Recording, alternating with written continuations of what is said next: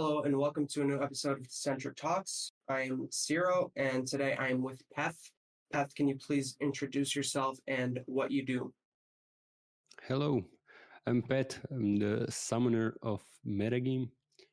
And with MetaGame, we're trying to solve this onboarding and navigation problem for the DAO space mainly, for Web3 in general, but focused mainly on the DAO space right now.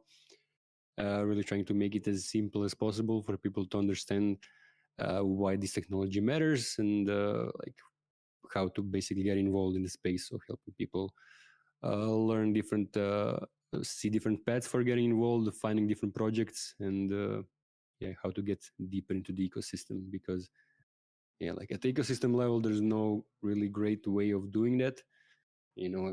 Explainers are mostly focused on the technical side, so it's all about explaining how the mining works and how the blockchain works and all of that, and then people are still left wondering, okay, but why does this matter? And then on the community side, during the bull runs especially, there's all of these talks about tokens going to the moon and people making a lot of money, but there's still no explanation of why this technology matters. And so we wanted to change that by focusing on that part and on onboarding people into the ecosystem, but onboarding them in a way that actually explains the philosophical side and gets them active in the DAO space rather than just has them buying tokens and speculating. So when a user comes onto MetaGame, what do they see? What does the site do? And I ask this because for me it's very interesting. It's one of the first times I see this being done, where a website or a service is being built by the consumers of the website and service. It's a very unique experiment. I want to get a little bit more information about what the point is for somebody who doesn't know anything, who's just getting started. What is the point of MetaGame? Right. Yeah, I mean, the point is really right now to onboard people and teach them about what are DAOs and how to work in DAOs. And then the long-term idea is really to have this whole decentralized society. So right now we are building a network of project DAOs and service DAOs and knowledge resources to really make it as easy as possible for people first to learn, then to join. And if they want to start their own DAO, or if they already have their own DAO, to find different services that they need, different tools that they need, or people that they need for the project. And then, the long-term idea is just stop focusing so much on crypto and start onboarding people who are doing projects, who are doing stuff in the physical space. And we actually already have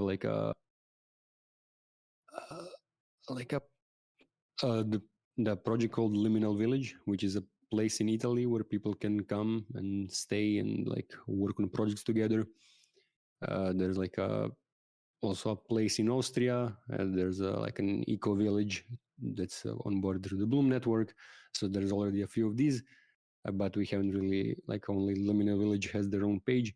And the idea long term is really to have to connect more of these physical locations like eco villages and co-working spaces, co-living spaces that people can then move between and meet other cool people, stay for much cheaper or even free than in big cities, and I'll live more sustainably, I guess. So the long term is really about building a general coordination game rather than focus on crypto. The focus on crypto is solving crypto's onboarding problem and setting up this infrastructure for a decentralized society. And then long term, we want to make MetaGame into a general coordination game that helps people level up in whatever skill they want to level up in and work on whatever project they want to work on, with the focus on regenerative projects and social impact. When and how did it get started? What was the initial, what was the event that drove this to get started? So what was really the tipping point, I guess, for me was joining the Meta Cartel DAO, and it was in 2019. And it's there were very few DAOs around, and basically there wasn't even a DAO house yet, so there was just this Pokemon front end for Moloch DAO contracts that was used. You would just see like how much money is there in the treasury, and you could vote, and that's pretty much all you could do. And there was a Telegram group, and I was just like, okay, so what the fuck, like, so I joined, but I don't understand anything, like what's going on, who are these people, what can I do? And then I started working on this thing called the Meta Cartel Black Paper that was basically about structuring it and making it easier for people to onboard and navigate. And then, yeah, the more I was working on this idea, the more I saw that like all other DAOs face this same problem, and the ecosystem as a whole has this same problem. But then, like, yeah, when I got it started, it kind of also merges with everything that I was always interested from before. So, like, before I even joined crypto, I was always interested in these sort of alternative socioeconomic systems, eco villages, self-sustainable living, and all that sort of stuff. And then when I found Ethereum, it was like, oh shit, like this is the technology that allows us to build these new kinds of societies and build these new kinds of socioeconomic infrastructure, and like new kinds of organizations, new kinds of financial systems and all of that. So that's what really blew my mind.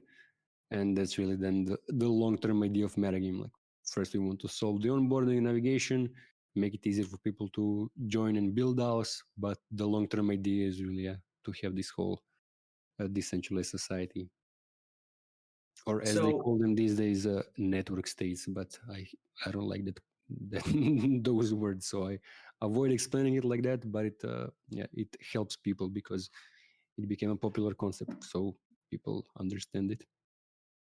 with DAOs in particular, they're a new way to do work and a new way to do social structures, and I don't think enough people understand the relevance of DAOs, what they're supposed to be, and why they're important. This is still very new, and I see this like it is improving, but it's going to be a long process. Could you go a little bit into why DAOs are important and what makes them different from the everyday structures that we're used to with companies and LLCs and just the different ways that people do business and social activities? Sure. Yeah. So the way we're used to it is like that companies are all these centralized silos with the CEO at the top, and then as companies get started, and people are earning, like the founders get the equity, but then maybe like the first wave of employees or the second wave also get some equity, but like that's in the startup world, whereas in the like normal world, usually the ownership stays all with the owner, like with the founder. And then, yeah, like people are just used to working for this boss who tells them everything that they need to do, and they just have to listen. There's no way for the employees to influence where the company goes. And that's one aspect that's that the DAOs are changing, but making it so that like anybody who's joining can earn equity, and anybody can help shape the direction of the DAO and decide together, or at least decide for themselves what they want to work on, not just wait to be told what to do. So those are two big things. And then another that's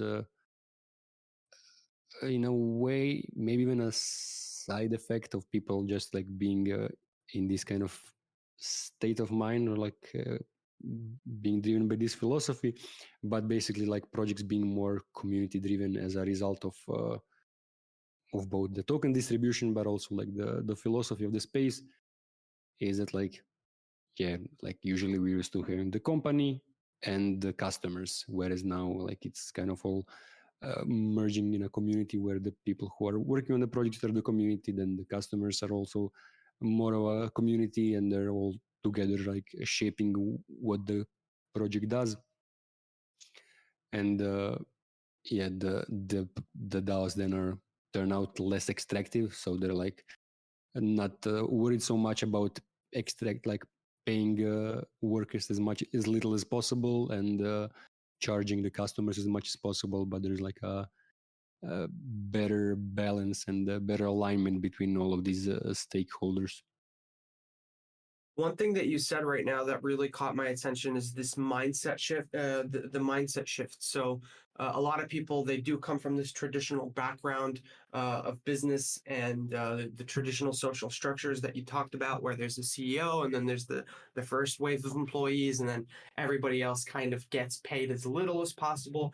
I've always had an issue with this. I've had a very difficult time working with regular companies because it seems unfair that the people that are building do not have more access to control where things are going, who gets money, and this change is very significant. But even for the people that want to be a part of this change, it takes a lot of work for them to shift their mindset and to start thinking in these new terms, because it does come with a bit of sacrifice, especially for founders and for those employees that do come first. They have to change the way that they think and change the way that they live, and it's pretty difficult. It's something that I come across in a lot of DAOs and in my personal life. So it's good to hear. It's good to hear you talking about that. I want to talk a bit about the onboarding process, since this is what MetaGame is mostly focused on right now, is onboarding new users into the DAO space and creating this simple process where people can come and learn and earn as they learn. So how do you onboard users, and what are some things that you do to make it simple? Right, as you said, it's not so simple, and like I don't know if it's this like natural to all decentralized organizations, but things are generally more chaotic in DAOs than centralized organizations, which makes it harder for people to join. And there's in most DAOs there's no proper processes, and we also had this problem with where like when I started MetaGame, I thought, okay, so it's a DAO, and then people will come, people will pick up work and do it like they're gonna figure out everything on their own. But most people are not used to working in this way, and then they join and they expect to be told what to do, and most people need a lot more guidance than I thought that they would need. And so over time we developed these PETH. So depending on what role you want to play inside MetaGame, you choose a different PETH. So you have like the builder's PETH, designer's PETH, even a rogue PETH for people who are not sure what they want to do. But there's I think 6 of these PETHs right now, and we are working on more. So basically people first scroll down the landing page and go through this thing that we call the onboarding game, which is this sort of text-based choose your own adventure, where you talk to this where you have this scripted dialogue that basically talks you through understanding what is metagame and what is Web3, what are DAOs and all that. And then based on what you're looking for or your level of understanding, it might send you off in different directions to either learn more about DAOs or learn more about NFTs, or like if you're looking for a job, it might send you to some specific websites, or if you're looking for contributors, it might send you to like where you can find contributors. So that's the basic idea. It might not end up for everyone the same. Like, I mean, it definitely doesn't end up for everyone the same. Like it's not the goal to like whoever is going through MetaGame's landing page needs to end up contributing to MetaGame, but whoever is joining like needs to find whatever they are looking for. So they need to. Some just want to learn, so some are looking for some specific things. And so, like, if you're looking for maybe if you already have a project and you're looking for a specific service, so you might be sent to a raid build if you're looking for more builders, other project to work for your project or whatever. But then, one of those paths lead into metagame. So, like, if you're interested in that part, then you go through there. You click to those kinds of answers, and then first you start by creating a My Meta profile. My Meta profiles are these sort of like decentralized LinkedIn pages for people who want to work in Web3. So they display what DAOs you're a member of, what NFTs you have, what skills you got, and all of that sort of stuff. And then so you create a profile, and then after creating a profile, you go through these through the onboarding paths, which I mentioned previously, that are role specific. And then people complete those paths, and then by the time they do that, I mean, first they complete this general quest line called the Engaged Octo that helps them get involved, like in basic stuff, like go introduce yourself on the forums or go attend one of the community calls and that sort of stuff. And then after that, you choose one of those role specific paths.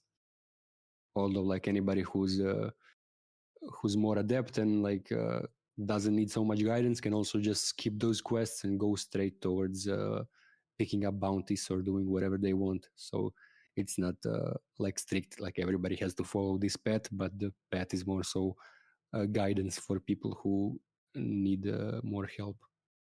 I think from being in your community for a while and seeing how you've managed to get the attention of a lot of different types of people, I've seen, like you said, designers, builders, people who are musicians, people who have connections and are able to connect people. You've managed to get a lot of success with that. And my most the part that I like the most about MetaGame is the profiles. So that's something that I actually thought about before I even started in the Web3 work, is to create this build your own profile type of app where you could just go in and put whatever you want to put. And it's a portfolio essentially for people who want to showcase themselves. And I really like the ability for people to express themselves. There's a lot, like there's a deep sense of expression in the portfolios. You could put whatever you want in there, and it's a very beautiful part of the app. I it's personally my favorite part. So I think you guys have had a lot of success in the onboarding process, especially with employing this gamification of pretty much everything in the DAO. It's just gamified. People, they earn points. They have these like little conversations. They can do these personality tests, and it makes it a lot simpler and a lot funner to engage in. Versus the approach of some DAOs, like you said, that are very technical and that kind of skip over the average user and go straight to the person who is already very technically adept. It's a lot more inclusive. So I really commend you on being able to accomplish that. And I see that being a very successful part of what you guys are doing. I heard earlier you were talking about these eco societies and creating this decentralized society as one of the goals of MetaGame. So what do you see the future of MetaGame looking like? How do you think you're going to be able to accomplish that and get there? So yeah, before we get into that, I want to say thank you. And that's one of the problems that we wanted to solve also. Like, most people think that, like, okay, so I'm not a developer, then there's nothing for me to do. And I had this feeling as well. So it took me a few years to actually get actively involved after joining the Ethereum ecosystem. And then, like, talking to a lot of people, like, everybody shares this preconception that if you're not a developer, there's nothing for you to do. And this really wanted to break with MetaGame, but by making it obvious that, like, even if you're like a musician, you can contribute with that. There's something for everybody. And I wanted to just to do a quick shout out. The first time first I got a bounty through MetaGame from Dwork, which is this it's the same as Upwork but for like DAOs. I got a bounty for MetaGame to do this ENS integration, and one day I went into the server because I wanted to sort of report my progress, and I got into one of the community calls on Monday, and the first thing that happened was there's a guy called, I think, Jose. He was playing guitar and singing, and I just sat there for like an hour enjoying the music, and it was refreshing. It was the first time I've ever seen that being done, and just seeing this person who is so this whole NFT movement is basically targeting these types of people who are creative artists and trying to give them control over their creations, and seeing somebody like that actually have an ENS, have a wallet, have NFTs, and knowing how to use all these tools was incredible because my brother's an artist. He does portraits and he does like rugs and a lot of like physical art. And he I tried so hard to get him into this and to show him like there's a path for you to earn money and to uh, actually succeed with what you're doing in this new environment where there's less competition and more opportunities. But it was practically impossible for me because I'm a technical person. So when I try to explain things, I'm going down this like ERC 721 rabbit hole, and I don't know how to explain things the way that you guys have managed to do so from your front end. So shout out to Jose. I'll actually link his channel in the description of this podcast. Right, yeah, like context-based onboarding. I think that's super important. And then one of the things that inspired me was like a few years ago, there was this website called What the Fuck is Ethereum? And then you would open the website and there was like a paragraph of like general explanation, and there was like a drop-down selection where you could select like explain it to me if I'm a musician, explain it to me as if I'm like whatever else. So there's like really explanation based on your own background to make it relevant for you. And yeah, what was the question before I? Yeah, we got so off path. I wanted to again. You were talking about decentralized societies and eco societies, and that being a long term vision for MetaGame. I want to ask you a bit about that. Can you like explain that vision more, and can you maybe tell us how you plan to get there? Sure. So we just really want to make it so that first of all, these places have actual pages in MetaGame so that people can discover them. And we recently onboarded a project called Agartha, whose specific purpose is exactly to build a network of intentional communities and eco-villages, but the ones that are like pro technology. You know, there's a lot of these places who are like anti-tech or like super into spirituality or some more like supernatural stuff, or the more like cultish. So they are doing great work in like curating the ones that are actually like that are living this way, but they're like into technology as well. So I think that's a super important piece of the puzzle. And then yeah, for us, I think the next step is just to like create pages where people can find these projects.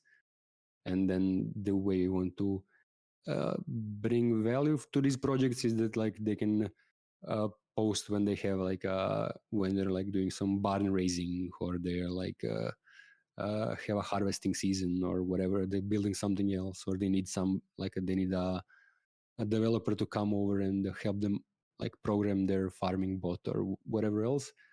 But yeah, a lot of these have these seasonal tasks, like seasonal work, and then connecting that with DAOs. So having DAOs, so having this project put out a call to action that they need something done, and then like either a group of people or just a DAO or just random people, whatever, can see this, and they could be like, okay, so we can go there, we can help them do what they need to get done, and while doing that, we can also stay there for free, get free food, and like hang out with people. And then after that, we can do our own little hackathon, or we can build up whatever other project together, and then it's really like solving both problems, so that DAOs or people from Web3 have a physical space where they can stay for free or close to free, and meet in person, hang out, and do good things. And the projects have people to come over and contribute.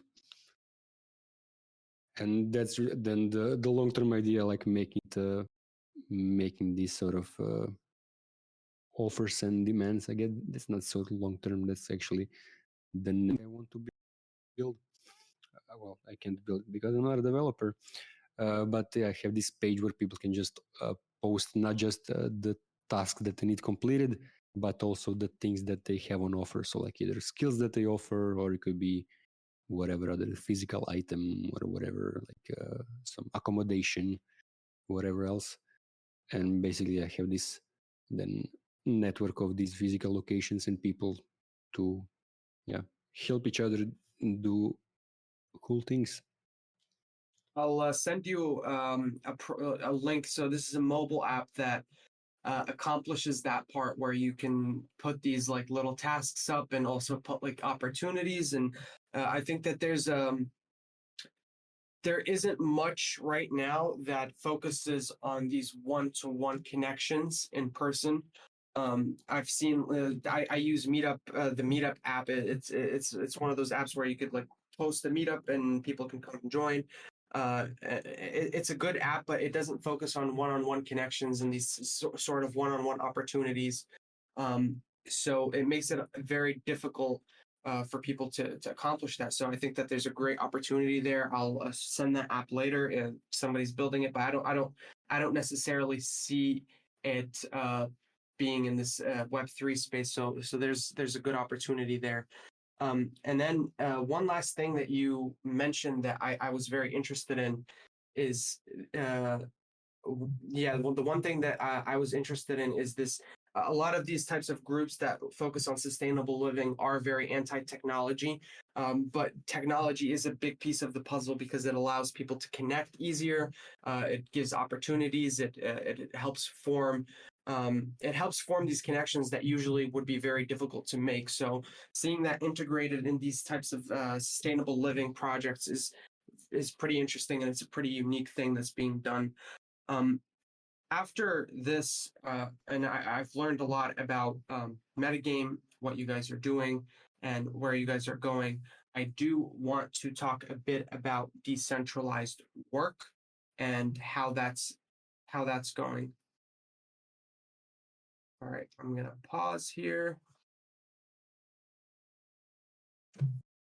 Pause here.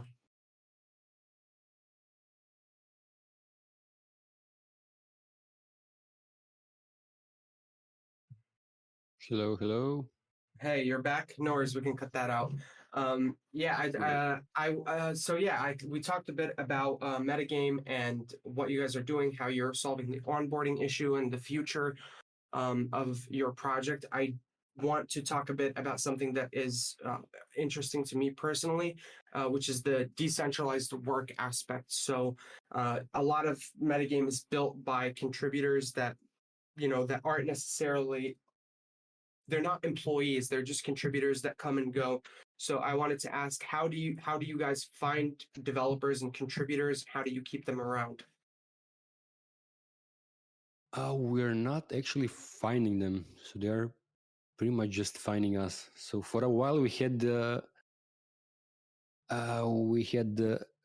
headhunting guild, which was pretty much just one person, but his role was headhunting. So he was going around different online platforms and finding people that would be interested in working on MetaGame. But then it turned out that pretty much everybody who he's brought, he hasn't stuck around. And then on the other side, you had all the developers and people, other contributors who have stuck around are people who found MetaGame on their own. So I think a big part of having people stick around is just being philosophically aligned. And then when you find project and you really vibe with it and you like the whole idea, and you're a lot more likely to stick around than somebody reaches out to you on this job searching platform. So I think that's been a big one. And in terms of incentivizing them, so when we have some grants, then we put out proper bounties that definitely attract some people. But in terms of retaining, I actually although we have people who have been active for over 2 years, I think we haven't done such a great job in some ways, and I think that's so. Partially, people are moving on to other projects because then, MetaGame is the first DAO that they join and they get some experience here, then move on to bigger projects, and that's completely fine because MetaGame is supposed to be this onboarding place. But then another big part of the reason we lose people is just because MetaGame was never properly funded, so we're also not paying people properly, and then people just yeah, they get started here and they find other opportunities who are just paid better. And I think that's been a huge reason we've been losing contributors, especially since the price of token went down. But still, like people, yeah, like we managed to maintain this community for like 3 years now, and people are getting paid, so it's not like they're not being paid at all, and they're earning XP, so this reputation. So all of those, I think, are reasons why people stick around. Well, it's because yeah, it's a project they feel philosophically aligned with. It's a nice community. They are earning reputation, and they're, even though they're not like paying as much as they could get paid if they worked at like a well-funded protocol, they are getting paid. So if you're not living in the US, like if you're living in the US, then you can't really like live off of MetaGame. But if you're living in other countries, then it's yeah, you can still live normally. That's a good point. So for moving towards this like bounty system that a lot of DAOs have adopted, it helps. First of all, it helps DAOs that have bootstrapped their project to kind of keep going because they don't necessarily have to commit to paying somebody long term.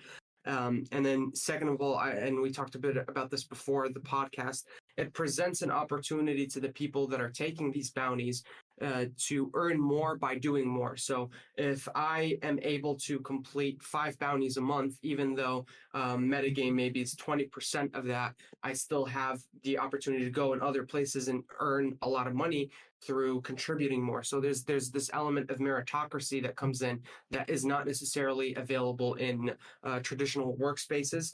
I worked before I did this Web3 stuff. I did work for like a small health tech company, and I was on salary. But I no matter how much I worked, I earned the same amount. So it was very discouraging, and it did not promote improvement. So and not only that, but another point that we talked about earlier is that traditional companies are built uh, on the system of taking as much as possible from the worker to enrich the CEOs and the first, the stakeholders. So I personally am really interested in the bounty system. It has been my main source of income for the last 2 years.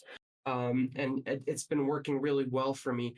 I want to go a little bit deeper into these incentivization structures that you guys have set up because you do have a token, you do have this XP system.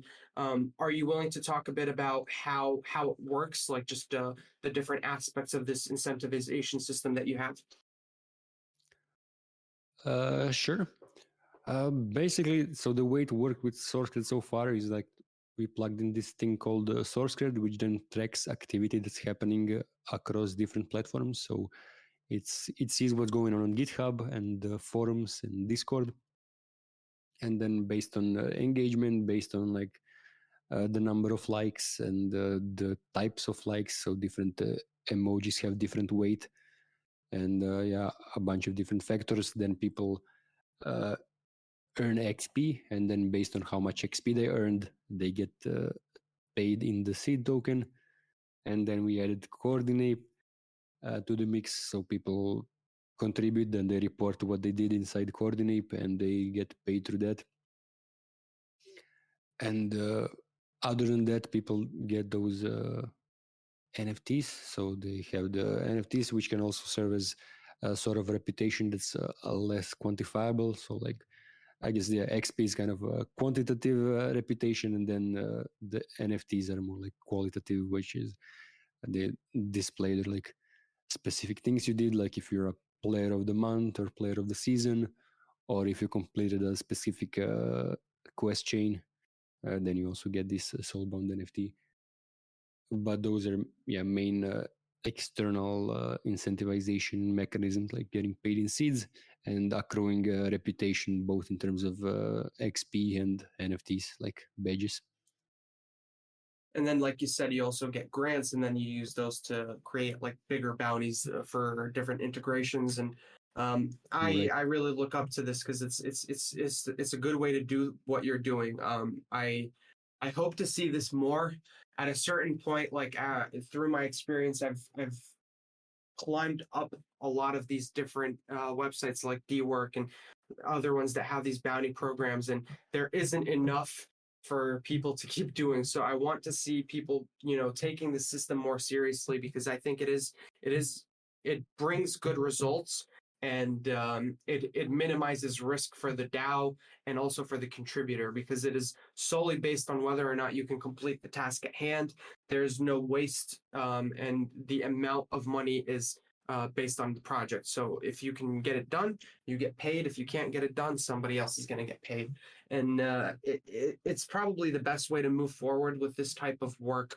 And in regards to decentralized work in general, what are some challenges that come up with this type of work? How do you tackle them? So I heard one issue with dwork is that sometimes the people who put out bounties just don't pay people.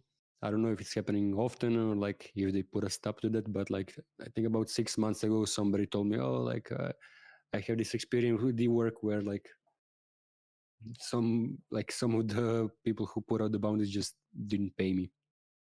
So I think one way to address that part is by using something like Smart Invoice, which is I guess a Web3 building block built by Raid Guild, which allows people to set up an escrow contract between each other, so they can put up like written contract of what they expect the person will do. They put the money inside the contract, and then when the person completes the job, they request the money, and the person who put up the bounty, they approve it, and the person receives the money. But then if the person who put out the bounty doesn't approve, and the person who completed the bounty is like, okay, but wait, I completed this bounty, why are you not paying me? Then that person can raise, I don't know, missing the word here, but Like a basically, complaint or an issue to get it resolved. right. So you can escalate it to the arbitrator, because like when you set up an escrow between each other, you also can set any third party arbitrator. So that can be either like a Lex DAO, like the DAO of lawyers, or it can be whatever address or person or whatever, really, like any Ethereum address.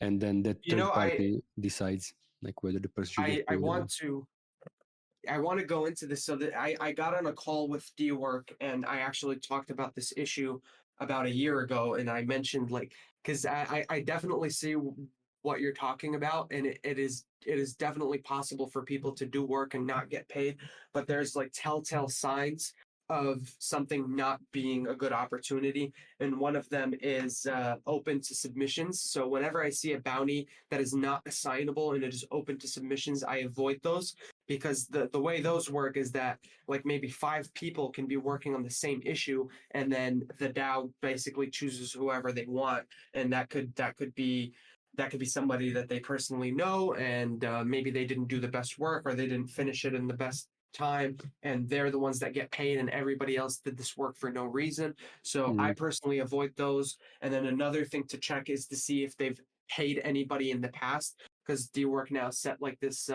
it's like a meter.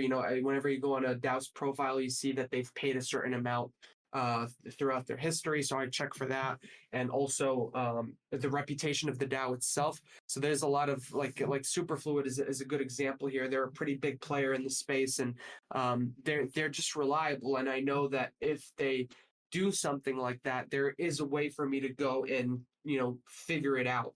So I think those are 3 important things to look for when you're working on these types of bounties. But this is very dwork specific. There's a lot of other, there's bounties in Discord servers, there's bounties in GitHub, and I feel like those are less, they're less reliable. So, dwork is a good place to start, but this escrow part, I think, really it would be a good feature. And I think after we finish this talk up and I post this podcast, I'm going to send it over to Lanice, which is the guy that is the founder of dwork, and I've already talked to him about it, and he said it is a good idea.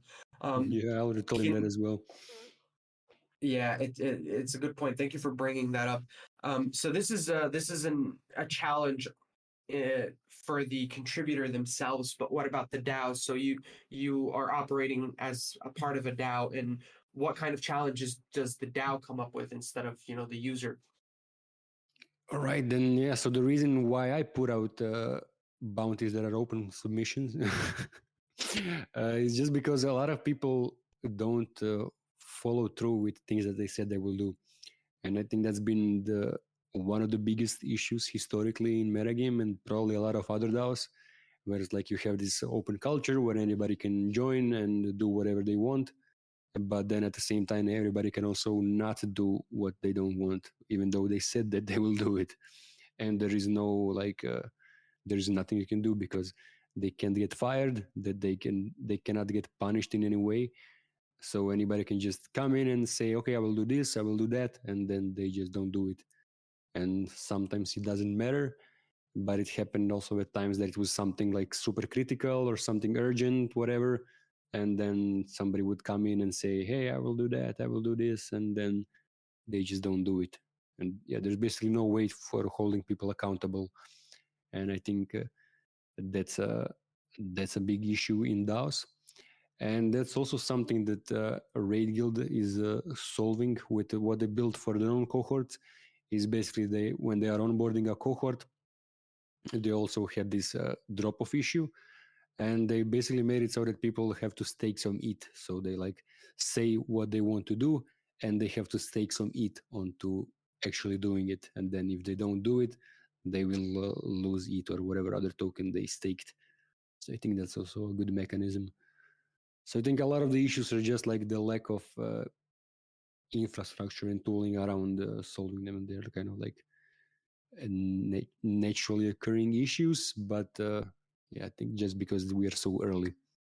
Yeah, the lack of recourse is I've because in some of the DAOs that I work with, and one of them's Ricochet Exchange, we've had this issue in the past where people will come in, and this is something that I actually got burned on once, where I got a decent chunk of money to do a task, and I, for the first time, wanted to actually get a team behind me so that I'm not because I have my own skills.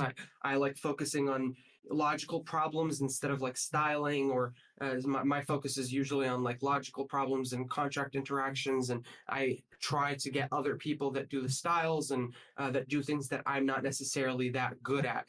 And when I got this money to do this task, I split it between me and two other people, and one of the people, they just dropped, and they took the money and left. And that was the last time I did this like payment prior to task completion, and I regretted it, and because it came out of my money at the end of the day. I had to refund the DAO, because at the end of the day my reputation is more important than whatever money was taken. So I definitely see that problem. I think that and again, I always go back to D-Work because it is my main place to find new opportunities. I really love the new feature that they have, the contributors page. So you can go on that page and you can see the contributors ranked based on how much people have staked in them, as well as how much money they've made on the platform. And whenever I'm hiring somebody to do some type of job, the first thing I do is I go and check their profile and also check their ranking. And this is another problem that Metagame also solves with the portfolios, where you can go and see how knowledgeable is this person really, how much experience do they have, and what are their connections. And using that, you can sort of deduct whether or not they're going to be able to complete the task, or they'll be good at what they're doing. So it is a thing that is improving, but I definitely see the issues that you're talking about. Going from here, do you see this type of work being implemented in big companies, like big tech companies? Examples would be Google or Microsoft or any other, Meta, maybe Amazon. Do you see them like integrating this decentralized work into their platforms, or is this something that is going to stay within our types of communities? So it seems really like, contrary to popular belief, like even the corporations are becoming more decentralized, and I think that's mainly because we're entering this like era of knowledge work, where it like the person on top just can't have all the context, and they don't know, like, as the things are changing, they don't know, like they basically, yeah, it's not they can't adapt to changes, they don't have the full context, and so people are realizing, okay, so people on the front lines have the most context into what's going on. And I don't know, what was this book I read about, like how they do this even in the US Navy, where they give the troops who are like the squad sent out, like they don't like in the movies they always receive, okay, so there's this, they have an earbud and then the person is always like giving them commands through the earbud, but then in the real world actually they're making most of the decisions on their own on the ground. So I think the biggest difference will remain is that, like, even though in these big companies, organizations, they are giving people on the front lines more decision-making power, this decision-making power is more so tactical and in regards to like the task at hand, and it's not like long-term decision-making power. It's not like strategic. They don't like have so much input in the more strategic stuff and long-term stuff. The hiring process is still very centralized. The equity is still centralized. There's still person at the top who can just change everything. But yeah, it seems that like over the past 10, 20 years, like the management practices have also been shifting in the corporate world as well.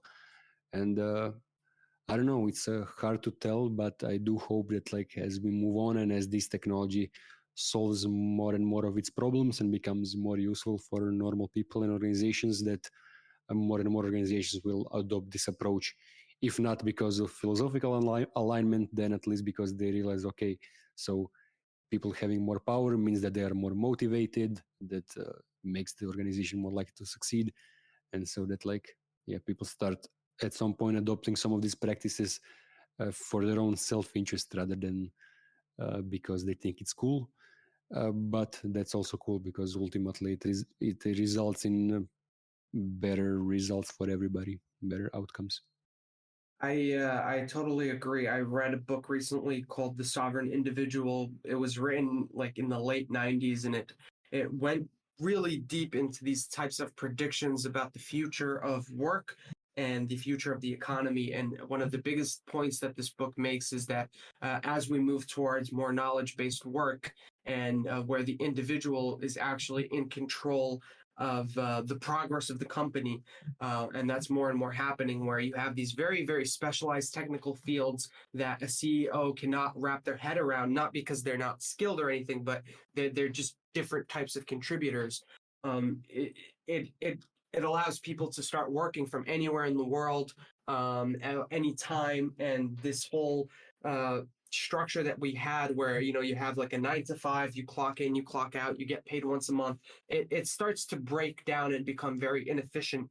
And I see this has it's already become a reality where all of these big tech companies, they have their own employees, but a lot of the work that's being done that's important is basically subcontractors, and the people that are driving the change and driving the innovation are not necessarily connected to the company and what the company wants. I do see this issue of we still haven't figured out how to do this equity stuff right. We still haven't figured out how to handle decision making. Even now, like even in the DAO, a lot of things they go up to vote and snapshot based on how many tokens you have, how much equity you have.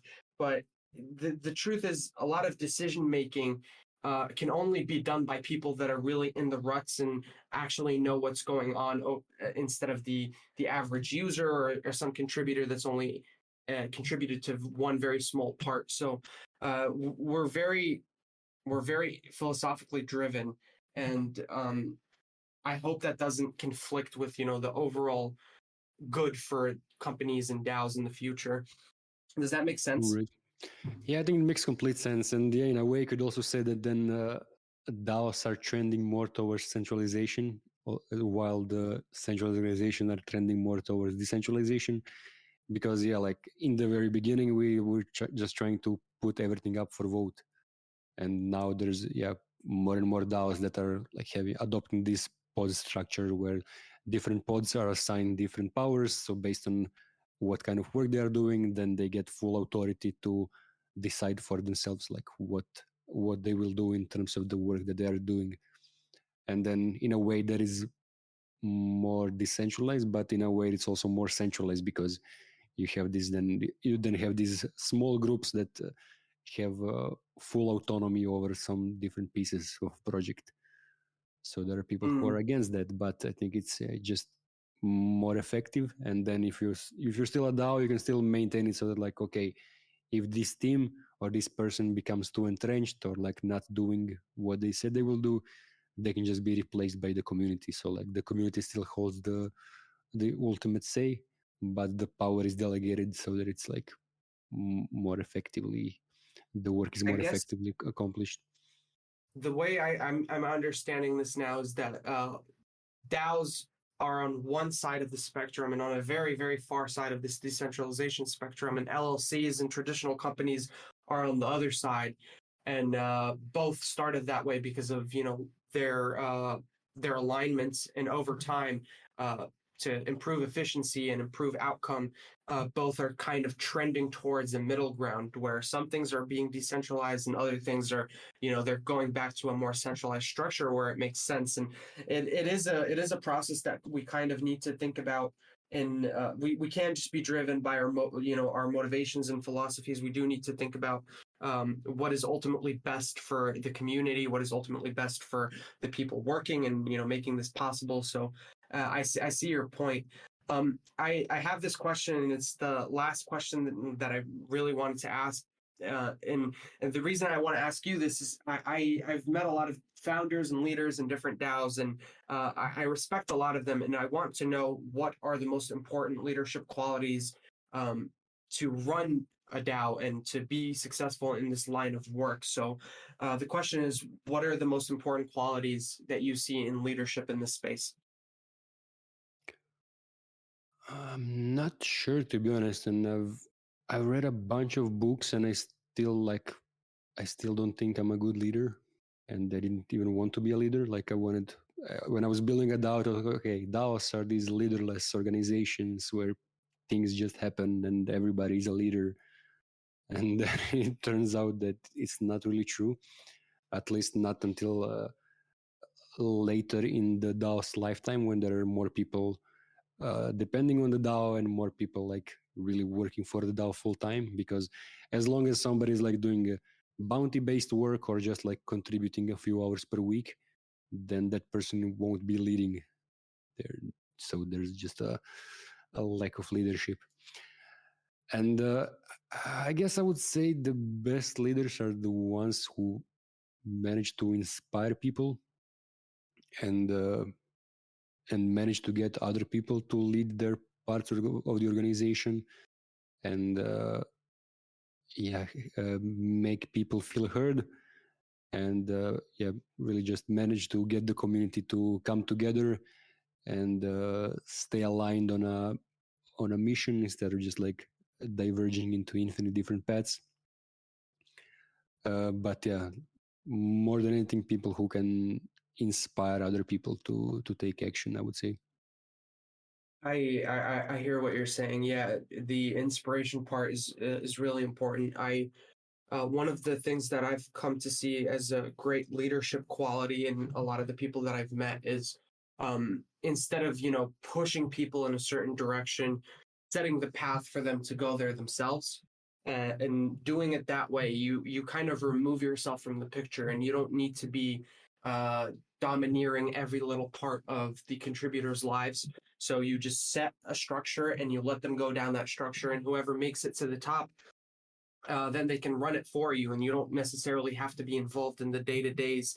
And even if something happens to you, or you get tired, or you want a new career path, you can let it go, and it'll run itself. And you've successfully managed to create something that is autonomous, something that is continuous, and that's really difficult. And but it's also really important to not put everything on a single person, and to not expect one person to keep control of everything, and just figure out how to make it, figuring out how to make that structure is really tough. And I think you guys are working towards that. I've definitely learned a lot today. I really appreciate your time here. I'm going to link MetaGame and everything related in the description of this channel. So if anybody listening is interested, please take a look. PETH, it was a pleasure having you here. Thank you so much. And before we wrap it up, I do want to throw in some some long term vision stuff. Yeah, go ahead. So yeah, when I talked about like what before, like me before getting into this space and looking like researching these sort of alternative socioeconomic systems, then like what made a huge impact on me, like back when I was in high school, were these zeitgeist documentaries. So there's like a trilogy of documentaries, which yeah, kind of, when I watch them now, they're kind of cringe. But the second and third one were focused a lot on this project called the Venus Project, which was talking a lot about this. So there was this guy Jacques Fresco, who I think was born in like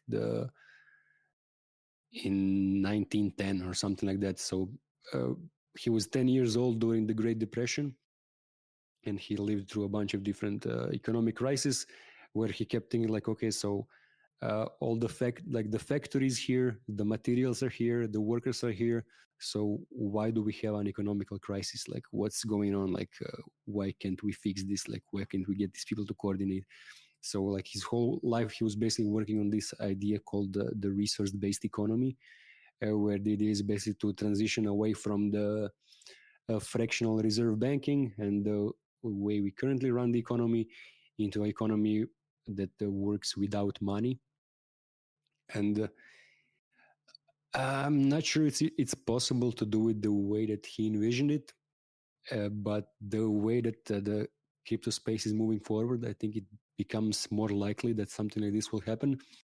Is that as we are tokenizing things and more things become tokenized, and then like in this, like as I talked before, like having this network of physical locations and projects, then you can have like whatever factory can have that factory token. Like if you have a builders guild, then the builders guild can have a building token. Then you can use the token to get the building DAO to build something for you. You can have a marketing DAO that has their marketing token, which you can use to do some marketing. Or then you can have like an apple orchard DAO that produces, like, it's growing apples, and then you have the apple tokens, or like you have the apple tree which is producing yield in the apple token. But yeah, you get the basic idea of like every resource can be tokenized, and then as you have this network of villages, whatever, that's composed of these different organizations, that each of the organizations either like has these labor tokens or resource tokens or product tokens, which they are representing like either work or like actual physical items. And then the further you go in this direction, the less you actually need money. So fiat and like even like Bitcoin kind of becomes unnecessary. Like you can denominate things in dollar, but you can actually exchange them. And you see, like when you have like Uniswap, and not just Uniswap, but any DEX basically that allows a routing. And so what made the need for money, like what made money necessary, was at least a big part of the reason, the inability, like if I need apples and you have apples, but you don't need my building skills, you need something else entirely. So the exchange between us becomes impossible, because yeah, we don't need the same things. But then if you have these tokens and you have a routing through infinite tokens, then whatever other resource that I need, I can just exchange it through a bunch of other pools, with like through a bunch of other resources. And it's amazing that you mentioned this. So I contributed like a very small contribution to Cali DAO, which is a DAO of lawyers. I'm pretty sure you know them. I've seen somebody from there in the MetaGame chat before. And this DAO, whenever you do work, you get a token, which is 1 hour of lawyer work. So I do some work, and lawyer work traditionally is like $50 to $200 an hour. So it makes sense for me to do an hour of work to get this token that I could then use to hire a lawyer or get a consultation. And that was the first time I ever encountered that type of. So this is a bartering economy, and what you said about this like liquidity issue, where people, they have different skills, and maybe sometimes you need something from somebody that doesn't need anything from you. And traditionally, traditionally that's what, so the dollar was this route, or any fiat currency was this routing mechanism between different skills and different assets. And through Uniswap and through tokenization, we can move forward at least a little bit to this. I see this happening on the top level. I see it happening with skills, so we could start trading skills. And then when it comes to the physical assets in the real world, like food and houses and warehouses and all of these different things, it gets a lot more difficult to do that because uh, just because of how things are set up and because of the way physical locations work. Sometimes maybe I'll get a bounty from a warehouse in China, but I work in Poland, and it's very difficult for me to take advantage of these resources. So moving forward, if we could figure out how to tokenize everything and then make these swaps possible, which I think all of the groundwork has been set up. And a great thing that you said. So this person said that the physical assets are there. Even if we ripped out all of our monetary system right now, the houses are still there, the food is still there, everything's still there. The only thing that needs to be figured out is the medium of exchange. I think it's possible. I surely hope it's possible. I think it would be best if we decentralize the way that we do trade, because relying on a central authority for this stuff is becoming increasingly more counterintuitive. Sometimes, like with everything happening in Eastern Europe, Ukraine and Russia right now, like there's a lot of Russians that are contributing to society that I would like to be able to exchange with, but at the moment that's illegal, because if I do it, I'm putting myself in harm's way. Hopefully we can move towards an economy and a situation where that isn't true. Thank you for mentioning that. What's the book called? Or what is the docuseries called? I think you said it's a docuseries. Yes, so there's one documentary that like analyzes that one that's about the same project that called The Choice is Ours, that talks specifically about the Venus project. And yeah, like I said, I mentioned Apple Orchard as like an example, but actually there's a DAO called Coconut DAO that already has this, where one token is one coconut tree. So this stuff already exists, and like there's more and more real world assets being brought on chain, especially like with projects like Ethereum that tie the tokens like the NFTs to the legal systems. And yeah, like as you said, like the biggest problem becomes the distance, and that's why I think like villages and the sort of physical locations that bring these kind of projects together are the right breeding ground for experimenting with this stuff, because then we can really have proximity and really do this kind of stuff. And there's actually already villages kind of doing this. There's a project called Grassroots Economics, and that was actually the last episode of our podcast was with the founder of the Grassroots Economics, which is this project that has onboarded, I don't know how many, but like they have many villages in Africa, which are creating these tokens that are basically coupons, where they have a bunch of neighborhood shops or like bakeries, whatever, that they all come together and decide to like, okay, so we're gonna create this token and we all agree to accept this token, because yeah, like there's just this need for something to facilitate the exchange. Like everything is there, like the people are there willing to work, but there's nothing to get this exchange going. And I think I see. crypto solves this. Crypto solves this. Yeah, I mean, but One of few things. it's so difficult. My family comes from parts of the world where the political situation is not very great, and if they want to support their family, like if we want to send money, it's practically like we either take a 20% loss to get that money from wherever we are to wherever they are, or we put ourselves in political risk, or and all of these issues can be solved right now if people could just onboard into crypto and learn how to use it. But the way it's set up right now with the user experience that we have at the moment, it is too difficult. Like I try to explain to people that literally need this and would save so much money and time and effort and stress if they just learned how to use a wallet But you get them on it, you download it to them, you send them money on it, but it's just too complicated for the average person.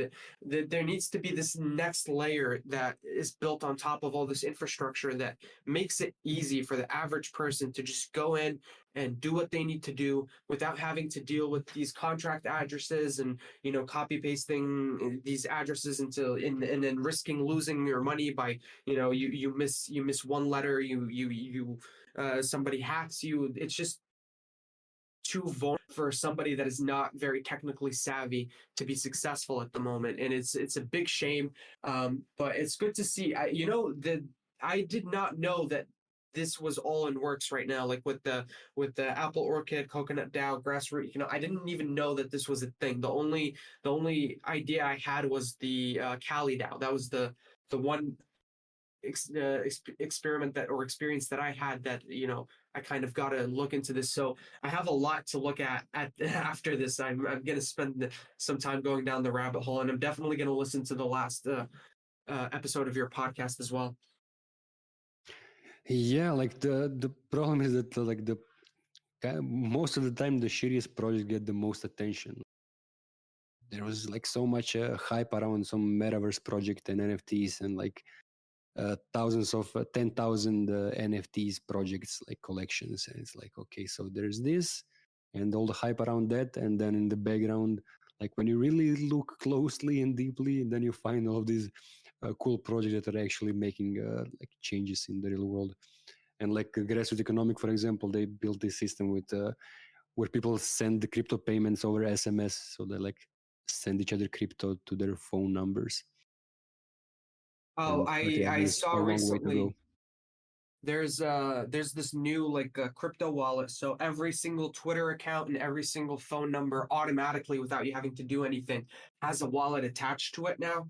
I don't remember the name of it. I saw it on Twitter recently and I tried it out and it actually works. So this is all in the works, and a lot of people, even when the internet started, a lot of people that have a stake in the way things currently work will point a finger at all of this innovation and say that this is unnecessary. This is complicating things. This is making everything more difficult. It's putting people at risk, but it's just not true. All of these different,